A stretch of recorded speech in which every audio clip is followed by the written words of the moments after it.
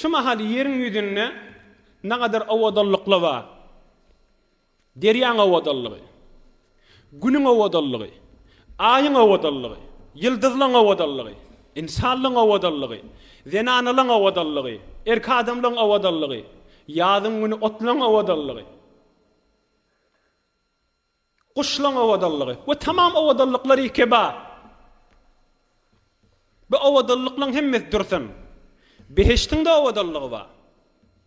Beheştin içindeki nazi nimetlerin de avadallığı var.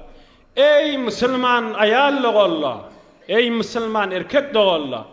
Allah Teala öz cemalından, öz avadallığından bir zerresinin zerresini pıtırtık koyverene tamam alem cihan şeyle avadallanıptır.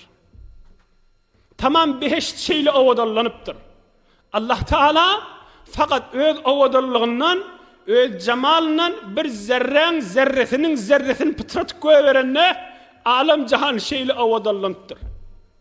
Bir göz ki inni işi namahrem demek bolsa, bir göz ki filmden yadamasa, bazardan yadamasa, esen zor şoň menen boljak bolsa, kıyametten necre şu göz Allah Teala'nın cemalini gözdesin. Esen necre vicdanı kabul etçi. Göz işi haram göz demek bolsa, Allah Teala'nın cemalini yerden gözlemeli bu göz. Adam utanacak kimin cennete salınsa da şu haram gözden göz bilen necre Allah Teala'nın cemalini gözlep duracak. فَلَمَّا تَجَلَّى رَبُّهُ لِلْجَبَلِ جَعَلَهُ دَكًّا وَخَرَّ مُوسَى سَعِقًا. Hazreti Musa Allah Teala bilen biduni perde kepleşýärmişdik. Can Huday bir cemalin bir göraýyn na dipdir. Sen menen biduni perde kepleşýär dipdir. Allah Teala näme dipdir? Dağa öz awadalyğymdan bir zerresinden kökezjek dipdir. Eger şu dağ jydasa ey Musa men görersin dipdir. فَلَمَّا تَجَلَّى رَبُّهُ لِلْجَبَلِ جَعَلَهُ دَكًّا. Allah Teala öz cemalından bir anacığın dağı kökezdir. Dağ pudur olupdur. Dağ dargaptır şodur şuna. Pudur olupdur. Hazreti Musa özünden gitipdir.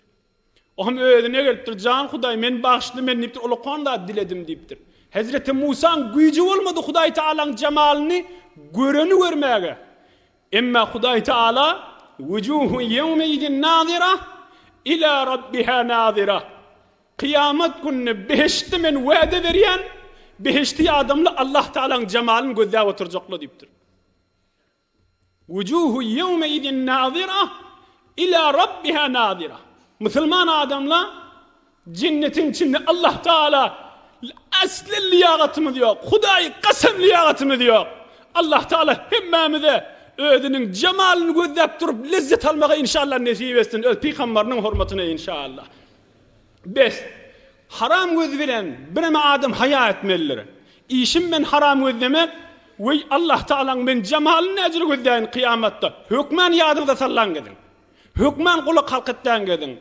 Görün beheştin avadallığını. Görün dünyanın, alem cihanın avadallığını. Allah Teala fakat öz cemalından zerresinin zerresini pıtırtık koyverenne tamam alem cihan avadallığıdır. Allah Teala'nın cemaline ehilli olmalı.